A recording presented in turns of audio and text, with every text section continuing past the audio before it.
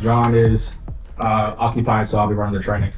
I just wanted to go over the numbers real quick on the leaderboard and see where you guys are struggling at or any questions. So I'm just going to go top to bottom.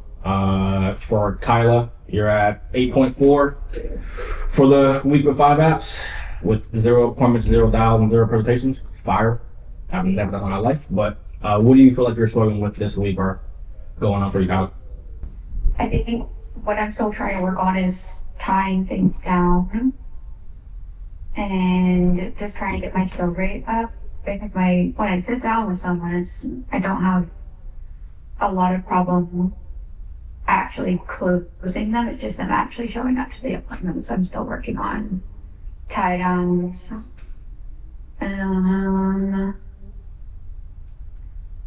Yeah, that's it. Have you done anything to change it? Have you seen improvement at all with whatever you've been changing or not? Yeah, so like for my in-persons, I've been seeing like prescriptions and ID, and then also like reiterating that it's like burial insurance. Like I've added those 2 things.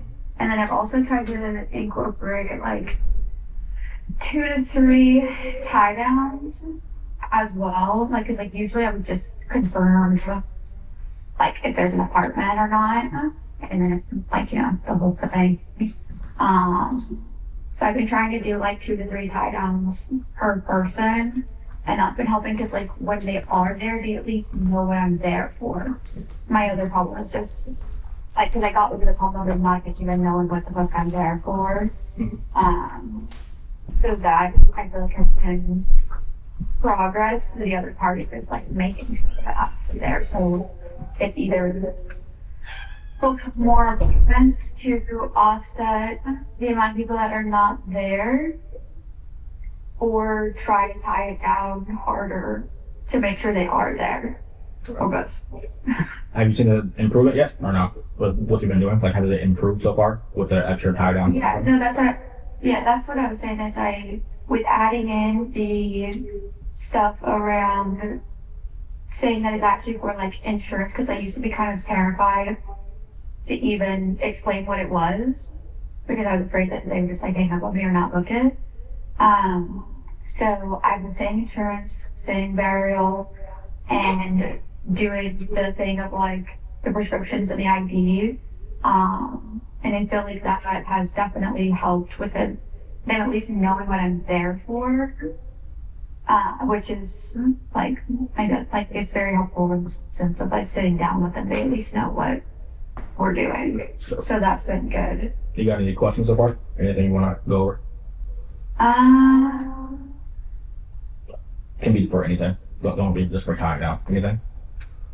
Yeah, I kind of want to talk about, I guess we could do it after whatever you had in mind, but I really wanted to talk about interviewing and recruiting, just from like a sense of integrating that back into what I'm doing. Like I'm having a struggle of balancing interviewing with also selling. Like I'll go a couple weeks without interviewing anyone and just focus on like the sales side. So I want to see what everyone else is doing or what you're doing to make sure interviews come in, even if it's just like a couple of weeks, still making sure it's there. So I find it when I have an interview, I'm like super cold off the interview because I haven't done it in days or weeks.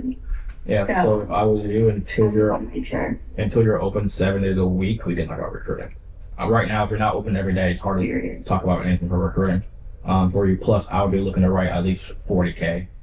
Aim for 40K and start recruiting. It'll help you get more time in, but if you're not open 7 days a week, it's hard to talk about recruiting.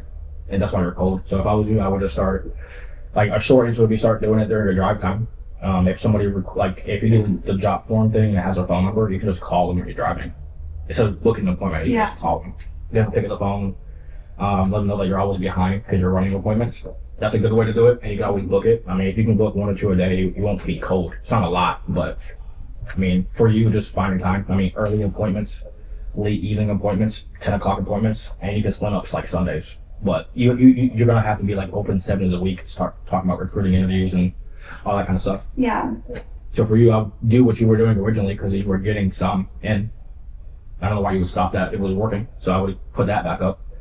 And then just kind of like what I did was figure out on the go, make it work. I mean, lucky for you, you have drive time. So to me, it's easier face to face because you have the drive time. And you can just literally 30-minute drive, hour drive, you can just call 5 or 6 people and do 15-minute interviews a piece. Okay.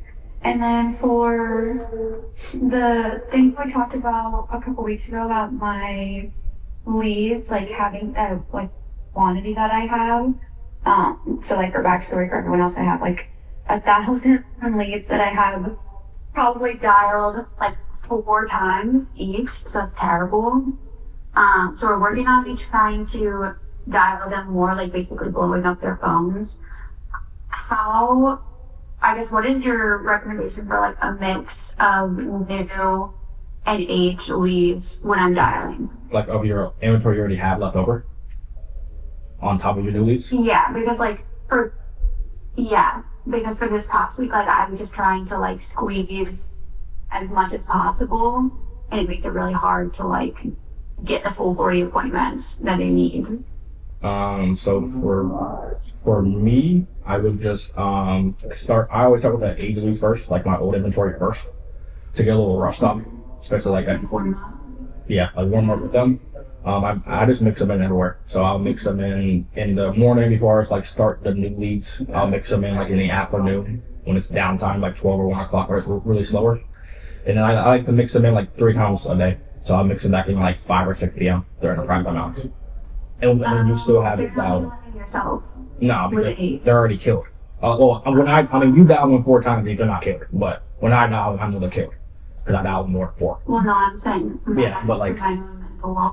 Yeah, I want to keep talking. No, because I was doing the reverse. So I was sprinkling in new leads and only hammering aged. No, I would take the easy appointments off the new lead that you can and take the harder. Yeah, just run it the reverse. Okay, yeah. Because if you start dialing at 7 to 8 leads.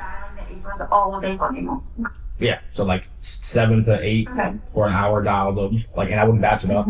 Batches are like 25. I get like 100 age every dial day. So you can knock out 1,000 in a couple weeks if I was you. Okay, and then you're not pulling someone off your list until they've told you no to your face. Yep, and even if they told me no to my face, depending on how the no is, I might still go back a different day. But typically, my no more answer is 2 times, yeah. But if they were calmer or nicer and they said no, I usually swing back around a couple weeks or 2 months later. Like I have a little tab that said like in-person talk to, stuff like that. Okay, so you have the leads split by what you got them, and you're mixing in the older leads with newer as you filter them in, and then if they're not extremely rude to you to the face, you're keeping them on a separate thing of like fault reason. Yeah, basically, if it didn't tell me to fuck off, I'm going back at some point. Or I'll even call, like I've called the people who I've talked to in person and will rebook the appointment. Like I think not last week, but the week before that, I did like 10K, that whole week was all people who hung up on me and told me to fuck off in person. I just called them back like 2 months later. And I did 10K off of it. Like I didn't buy I bought new leads, but I didn't touch them. I only did 8 leads. So I hammered the phones. Make sense? Yeah, no, that's helpful. Move on to Brian. Mr. Brian, bro. 7.8K. That's what I like. You even outwork me. It's good, bro. That is. It's good right now. Yeah, thanks. Do you know your numbers or not? I didn't realize I was creeping up until I looked at it. Yeah, no, I seen it the other day. Well, what I did, and I need to start. Go ahead. No, you're good. Go ahead, bud. What'd you say? I didn't say anything, brother. So I just decided to like figure something out doable for me. I'm like, okay, I'm gonna shoot for 4 presentations. Just work as hard as I can get to that. And what you were saying, these are probably 1.5 year old IUL leads I'm running, but they just kind of sat there and not, I had to get a new phone number too. So I'm calling them with a new cell phone like a year later. And there's some meat and potatoes in there. You know what I mean? Yeah. And so, kind of like when you're saying, they're new leads if they go dormant for a while. A lot of these people, so yeah, that's just what I'm doing. I've still got about 150 left, and probably some more if I dig a little bit. So my whole goal is to just stack up money. I'm taking next weekend off for once, and I'm fucking like here. I ain't done anything weekend fun.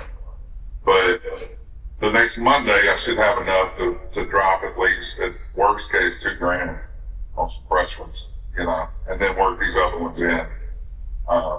But probably the biggest thing I need to work on, because I had a 200 a month one this morning. I had him all the way to the finish line. Dude didn't have access to his bank, right? And I'm like, man, I need to ask, hey, and that's what I've been doing on my other presentation today, be like, okay, you have access to your bank, right? Yeah. It tells that's an important question. For sure. Like, you have access to your routing and account number right now.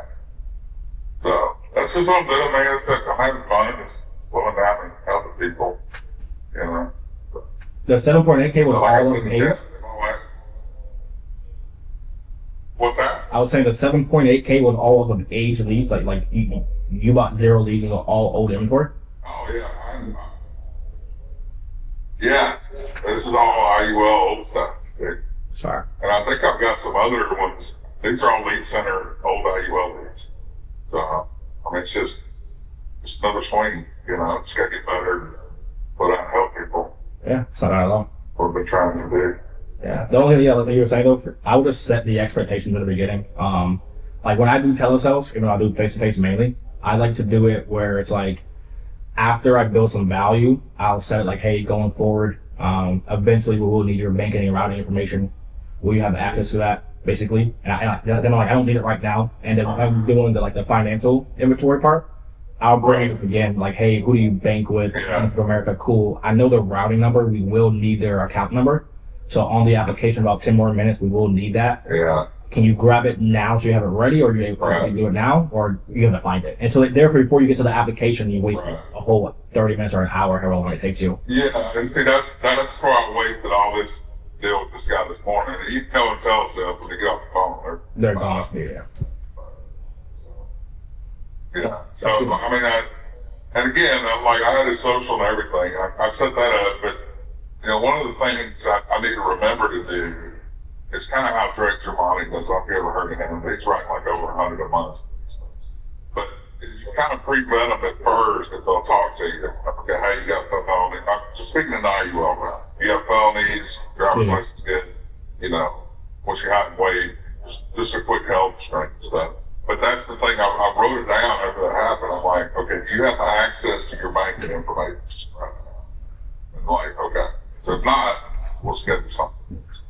Are they, for your IULs, are they younger, usually, obviously, right? Like less than 50? No. Okay. These are all over the board. And see, America's got that new cash value song in there that I love. Like, I love that thing. And it shows you, if y'all go click around in the quote tool, it shows you how much is going to insurance and how much they're throwing in the cash bucket when they do that. Right? So, it's a no-brainer. I mean, if they tell you they're interested in both, what I ask them, I'm like, are you interested in just having the most life insurance for the least amount of money, or are you going to stack up cash over time? If they say both, then I'm just going to do a basic balanced IUL with America, and they have some upside to put extra money in there if they want. If not, we can set it up in the cash software. So I'm just hanging out with America, Yeah. So they're out there and see his shit, especially over the phone.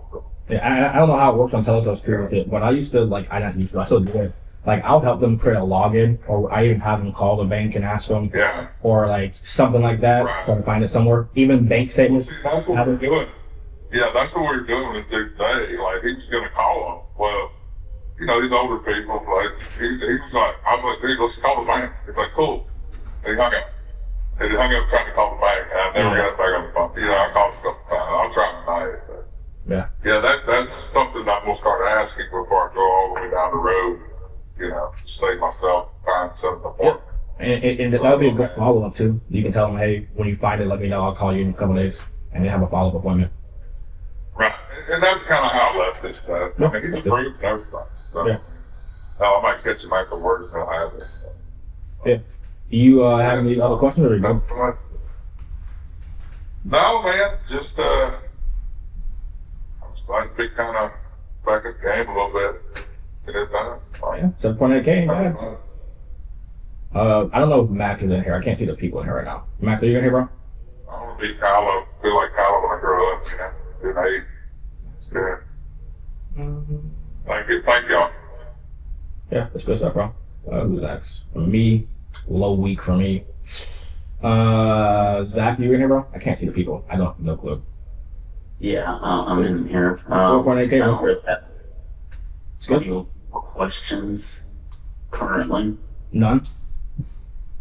You presented a 12. Did anything like happen with the other not 9 people? Like anything you have questions about the 9 people this week? Maybe that you didn't get to close if you presented to them. Like anything happened in the stories? Yeah, a lot of it was just underwriting and then like banking objections and stuff that I need to be handling earlier on. Nothing too major though. Underwriting, like not being approved, or you can't write it with a certain carrier sign? Yeah, underwriting, like I wasn't able, I bounced through a few different carriers and trying to find. A lot of the leads I've been getting have been a lot less healthy than other ones I've wrote in the past. So just kind of figuring out the underwriting stuff. When you get like a decline, are you like asking them more questions, or are you just trying to go to the next one based on what they originally told you in the beginning? Yes, I've been running everything through America first just to kind of see what it pops up with, see if it's like RX or anything. And then, yeah, I try to dig in a little deeper and find out. And a couple of the ones that actually closed last week were, once I dug in a little deeper, I was able to find other problems and switch to a carrier that was more likely to approve them. For the ones for like, if you can't get approved for underwriting, are you not trying to write like a AIG for them if they can't get approved for the other carriers, or you just kind of like move on past it and and you don't write GIs? Yeah, I haven't really wrote many GIs. I guess I have a little bit of a problem pushing them into a GI after, talking about day one coverage. That's it. So you're scared to like present it to a 2-year waiting period at first because you probably talk about it in like immediate payout? Yeah, I mean, I'll present it to them, but getting them to close on a 2-year waiting period is a lot harder if they're thinking they're going to get day one coverage. If I was you, actually had it as a husband and wife. 2 of them actually already had a GI policy. yeah, those are harder. But if I was you, I would start making it too, like however you present it, make it seem like day one coverage is hard to get. Like they have to actually get approved, which I mean, it sometimes is, but if they're healthy, they're obviously not. But like I would start making it like, hey man, we hope to get you day one covered, but if not, X or Y Z happens. 2-year waiting period, but hopefully get you day one. So therefore, because like when people get approved for me, they get happy because they didn't expect to get approved because I downplay it so much that you won't get approved, basically.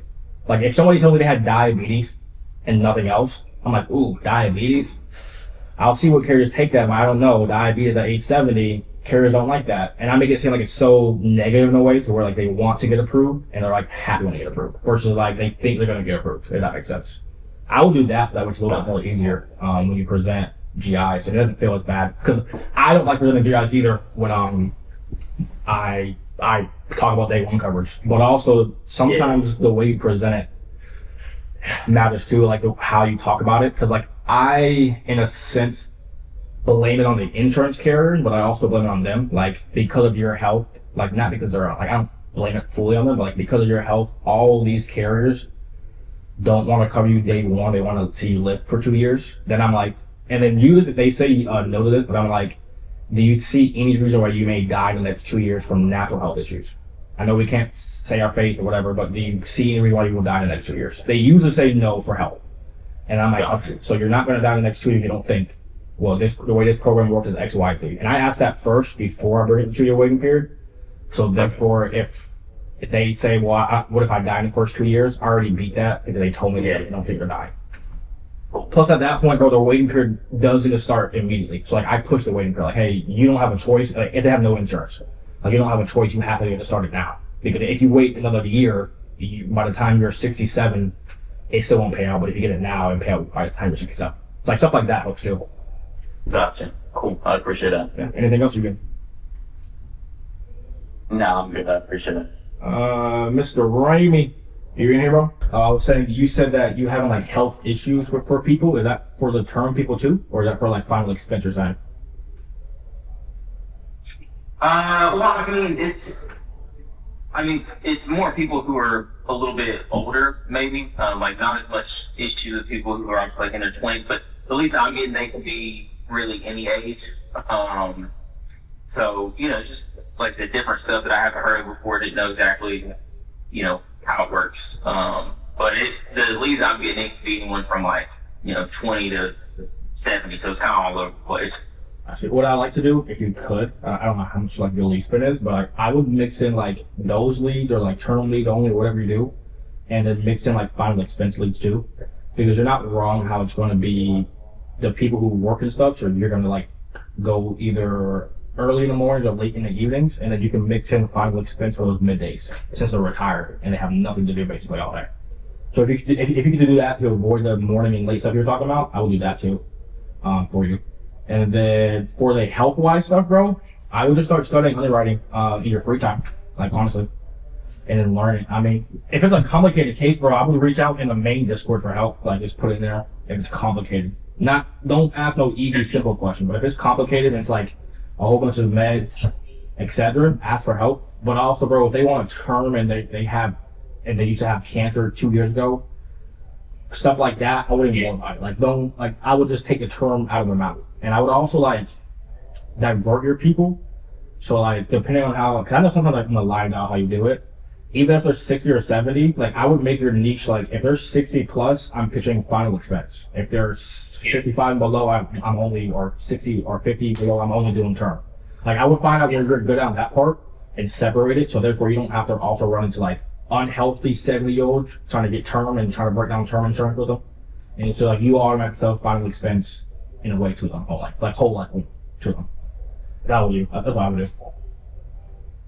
Yeah, and I ran into a situation the other day where it was somebody who was a little bit older, who was unhealthy, and John sent me a video of kind of how he does that, like shifting them to final expense. And so I was like, okay, yeah, moving forward, if they're a little older and they got a bunch of stuff going on, just shifted in that direction. So yeah. That's how it is. Yeah, for me, like, bro, the people I run into, if anybody's under 60 for me personally, or like 58, I don't even talk about term insurance. And I don't even let them mention it. Like, if they start talking about term or IULs, I go, hey, I haven't went over your health yet, but you people your age can't qualify for it. Once we go through the health questions, I'll let you know, but I'm back on whole life now. I just got worried for you. So I would figure out an age gap there for you. Yeah. Any other questions, bro? You got it. No, that's it. Just gotta do more work. Alright, Ant-Man, you're up next, bro. 1526 for the week, by the way, I think. Don't know if you know that. I'm what? At $1,526. Yeah, the second half of you know, sick as heck. But I do have a question. I had a few questions from some agents that had asked about like why building, and I kind of give my perspective. But how do you build a strong why right when you get in the house? I mean, I just ask questions. I literally just, can you, hey, when I'm talking, can you mute yourself? It's echoing through your computer. I was saying, bro, that, like, my in-home appointments is like me with a lawyer. Like, if I'm going to see my lawyer, he just simply asks me, what do I need? What happened? X, Y, and Z. I do the same thing when it comes down to building Y. Did you hear that part? Okay. Yeah. Following through, making them explain to you and kind of walk through and think through the process of what it would look like, right? Yeah, so like it's slowly building, like it's slowly getting the emotion out of them for me. Like but I'm doing it in a way that doesn't seem like it. So like I'm still just asking them questions and like they don't realize it, and sometimes I don't realize it. It just naturally happens. It pulls the emotion out of them because their son X, Y, and Z, what their son does for work, whatever they want to say. Then like after they say their son, I'm like, what's your son's name? Bob. So if you died yesterday, I'm sitting here in your house and Bob was here. What is Bob doing if we were walking to the funeral home? Like walk me through if y'all walking, like me and Bob were here together because I haven't been with you today. You died yesterday, last night you sleep. He was here sitting here. And I asked him, well, does she have any life insurance in place? He goes, no.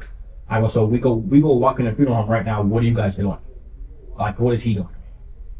And I just hear her say, well, he probably or I'll be like, so if the funeral home director said it's going to be $12,000 right now today to bury you, where's he getting the money from? And that's what I'm talking. He can't get the money. Why not? Or is he going to GoFundMe? If they don't give me a GoFundMe answer, the bullshit answer, bro, I'm going to keep going. Like, what do you mean? Where are you getting it from? How are you going to get it? And then for me, it's even like if people say, oh, he'll make a GoFundMe, whatever. And I'm like, what happens if he doesn't raise enough money in time? Now what? Because I've got the bullshit different word. They go, well, he'll make a GoFundMe and I'll pay for it. So I now say, what if he cannot raise enough money for the GoFundMe? Or what if it takes 2 or 3 months to raise that? And then I'm like, the $12K burial went to like a $15K burial. Because of the fact that they charge you every day to hold your body there. So that's how I do stuff like that. Just naturally, like, bro, last night, then I said, bro, I always think about me and my son, and like, if someone was to ask me questions to buy life insurance to protect him, what I want to be asked. It's how I think about it to sell somebody. Like, what do I want to be asked at? Does that help? Make sense? That does. That helps a lot. And, basically, that's pretty. I mean, it's not deep. I'm not gonna go through like an in-home fucking script, bro, and how to build value, the fucking tech. I don't care about it, bro. It's not gonna. It doesn't work for me. I just simply have a convo with them. So like, if anybody's looking for like a script like that, I don't have that. Like, I like to just have a conversation with somebody and ask them why they need life insurance and what happens if they don't have it. And if they already have it, it's different. I'm trying to figure out if they want to raise the coverage or something. Like, it's a little different there. That's actually, you just helped me lead into the next question. If someone does have life insurance and they're hesitant to pull the policy out or even talk about the policy, what are some methods you use to pique the curiosity or kind of get them to really start like, all right, let's have this conversation to see what's in store? So for me, I see a lot of people who do it like where they want to get the policy immediately, which is hard if you don't have no trust, especially over the phone. And for me, it's like that somebody has $20,000 in that policy in their bank. Think about it. Are they just going to show you the $20,000 cash in their house because you asked for it when they just met you 5 minutes ago over the phone? No. And mind you, their son's going to get it. So for me, I like to just ask questions like I'm rebuilding value. So why did you get life insurance? What is without the life insurance in place? How much coverage do you have? Or like that might wait till later because depending on what they say. But like I asked her the same way I would ask somebody that have no life insurance. I want to rebuild the value and get them back emotional. Now I want to ask, once they're emotional, they trust me. Now I want to ask questions about their policy. All right, Ms. Betty, you said you want to be buried. I'm assuming you at least have how much coverage there? 10,000, 12,000, or they say 5,000. Now I can build value and get more from the policy. If they say 20,000, they pull it out, it's only 10 and 10 accidental. I do all that stuff first, because then think about it. If they have 10 and 10 accidental, they have 20. I'm asking them why they had $20,000. Well, because my burial is going to cost 20 grand. I know how much it costs. Cool. So they have $10,000 only. I'm like, well, Miss Betty, you said it looks like X, Y, and Z. So you need $20,000 because you said X, Y, and Z will happen if you don't accept if it's not 20. So I like to do it I like to rebuild the whole thing so they're emotional for me. That kind of like helps. Also, I like it for 2-year waiting periods too, because if I always ask them, what does it look like with no life insurance in place today? They can die. And if they're in a 2-year waiting period right now, I say, so what you just told me is happening right now. They're like, what do you mean? I go, well, you just said if you die, X, Y, and Z happens. I go, you don't have any insurance. Like, you have some, but like, you have a $10,000 policy, only $1,000 pays out. So you have none. So I do it like that too, because then they want to fucking dump the policy. That help? Make sense? That makes sense. Anything else? That makes sense. Max, you weren't here, but we got any questions about? All right, I appreciate it. Thank you. I think Fabian, you got any questions about him? Hey, you were up next on the leaderboard. I think. Or it was, or Robert. I might be wrong. Hold on. I'm sorry. It was Tyler, Nicole, and Abe and Robert, yeah. So if, Robert, you got any questions, bro? Start with you real quick. Yeah, good. Oh. Yeah, so I've been working a lot of IULs, it's younger folks, and they're just kind of, it's more of a two-call close, I feel like, for them, because they've just been wanting to put together a quote and not wanting to do anything, so I'm not giving them that quote over the phone initially. They're like, I need to talk to the wife. I'm like, all right, get the wife, let's get the wife on. So I'm trying not to do it one way, but they're wanting to kind of have that conversation initially.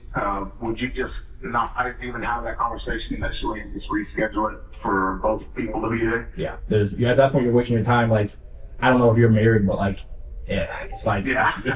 if you do something without your wife, like, it's not gonna work. So like for me, it's like, and I'll crack a joke with them, like, hey man, I'm married too. My wife would do X, Y, and Z with me if I did something without it. So out of respect for your wife and you, I'm not going to go over anything until you guys are together, sitting down on the same bed or fucking chair, whatever it is. And I'm like, so what I'm going to do, like, when is she off of work? Here's what I'll do for you. I'll put you down for 7:30 tonight instead. And then, like, I'll give you the numbers over the phone once we're together. I just can't do that without your wife. Plus, I have a job to do, and I don't want to get fired. It doesn't make sense. Yeah.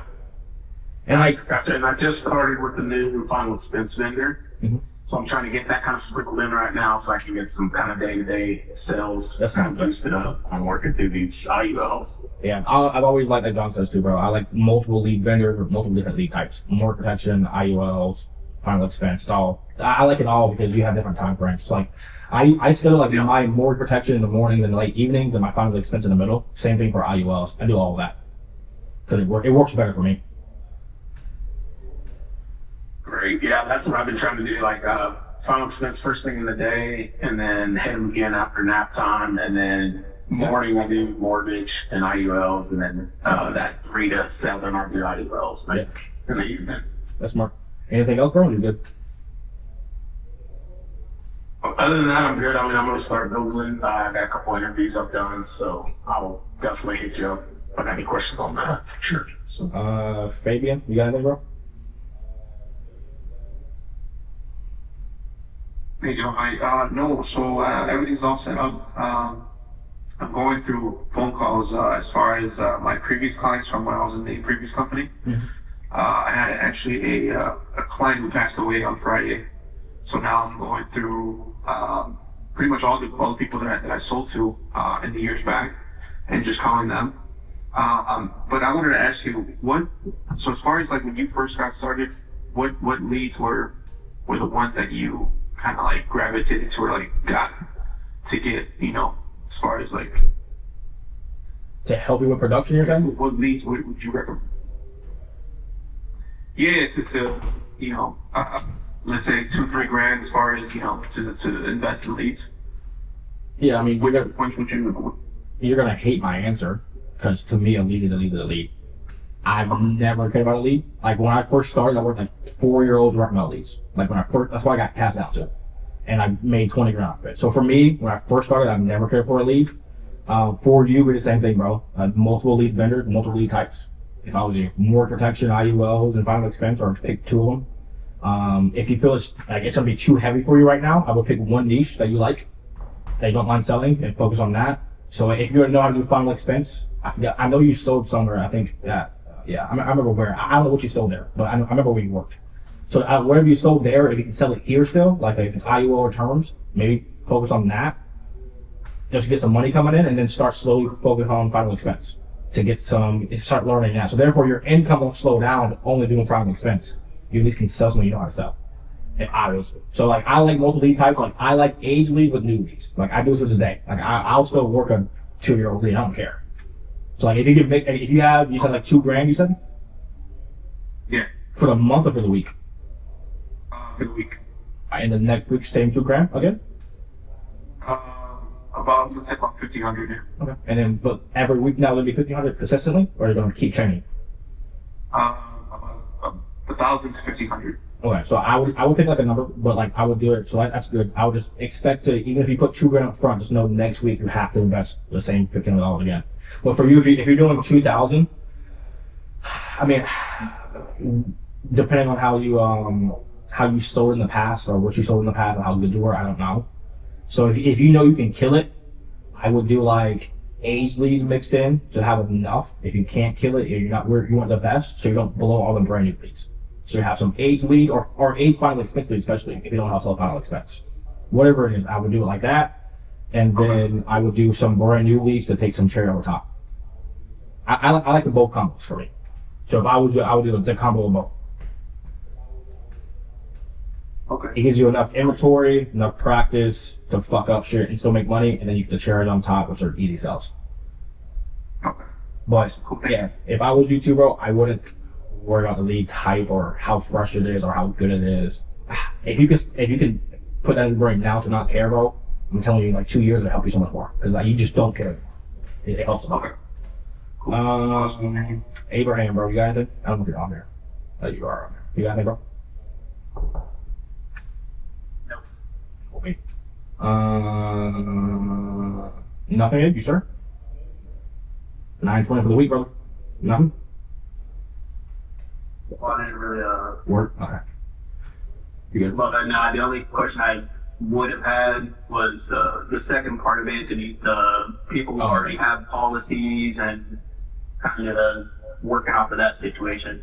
Yeah, I was reading it, but I like to just do straight rebuild value, build value from there and see it. And usually you can pull some stuff out of people, bro, where they they need more coverage or they don't have enough. It's pretty easy for me. I do like that.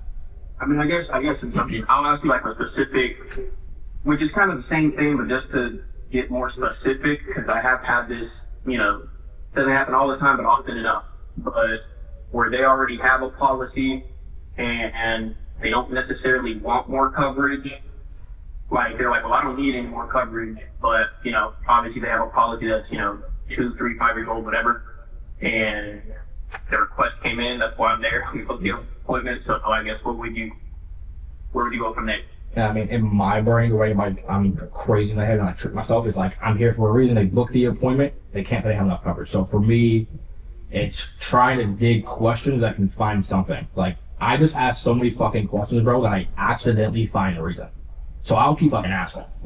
So I'll rebuild the value from there. Let's say they had fucking 15 grand today and it's a 15 grand burial and they say they don't need coverage. I'm now talking about what it's like to move out the house. Did it have any bill behind? Did it have any debts behind? Did it have anything like that behind? So I'm like, okay, so your burial's covered in my head is what I tell them. Like, your burial is covered, but your final expenses are not covered. Because your burial hit the 15 grand. What happens to your house? Who's going to pay for the movers to move you out? Who's going to pay for your kids' time off of work? Because bereavement pay only lasts so long if they need to take a time off work. They have kids too. You have grandkids. You don't leave them money behind. I do all that kind of stuff. I just actively keep going. Like, at some point, I will give up. Don't get me wrong. I will give up at some point.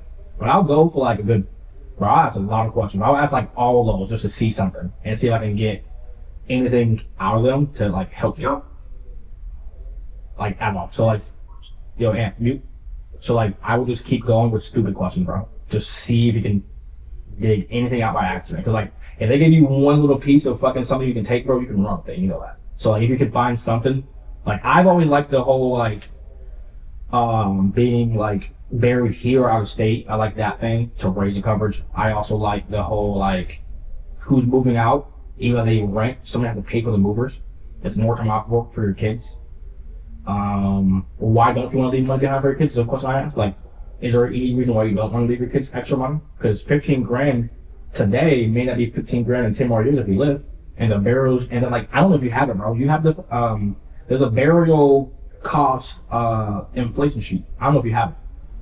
If you don't, I'll send it to you. But like, it shows them what the burial is in 5 or 10 more years. So if they have 15 grand now, I'm like, well, you're 60. If you live to your 77 as an average male, whatever it is, let's say you live that long, your burial going to cost a lot more than 15 grand in 10 more years. So it's safer to have the coverage rates. And like, I'll set it up in a different question before I ask it, like, how inflation works, X, Y, bullshit. But kind of like that, bro. I'll just keep asking questions and see if you get anything. You may not, but sometimes you do. That helping? Michael, bro, you got anything? Any questions? Because I know you've been kind of dabbling on the side of stuff, right? If you're on here, I see your name.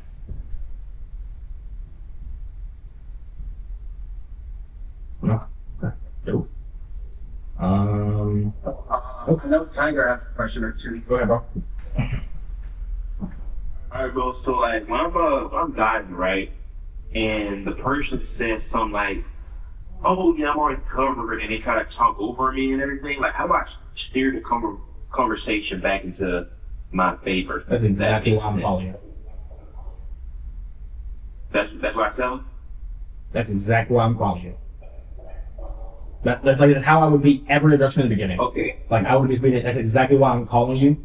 And then for us, there's new updates and new discounts out here that they get out to families on a fixed income. Or you can say that's exactly why I'm calling Miss Betty.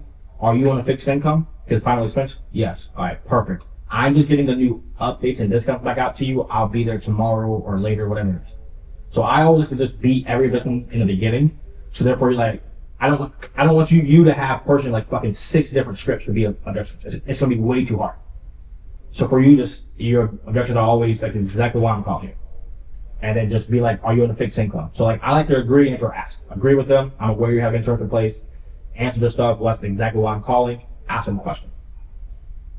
If that makes sense. So just do the AAA method every time and just keep using it, bro. And like, to me, it comes so simple because when you once you start to hear them say, already got that, I'm interrupting them saying that's exactly why I'm calling. Because it makes them think he interrupted me before this thing was done and he's saying that's why I'm calling. So he already knows. Cool. Move on. Anything else, bro? Yeah. So when I knock on someone's door and they answer, like what's the first thing do I tell them? Like, what do I say? Like for the appointment? Yeah, like once I get into their house and everything, like what questions do I lead with? What did I tell you earlier today?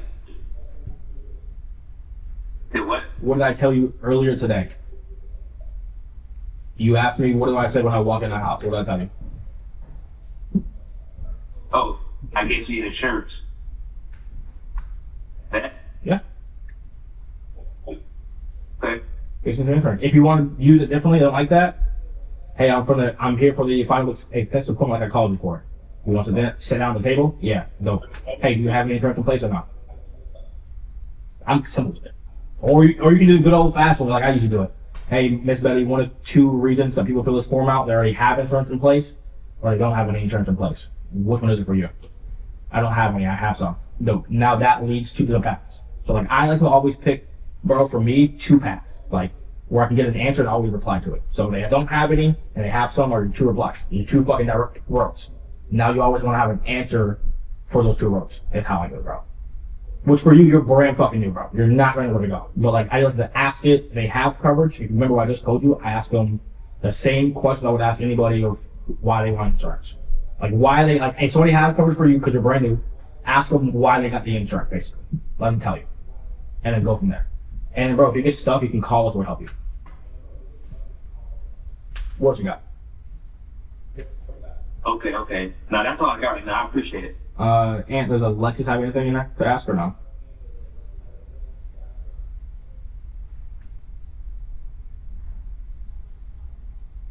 No. Anybody else got anything? Kyle, you got any more questions or I don't know, man. Anything? Anybody? 2 minutes? Are we ready to go?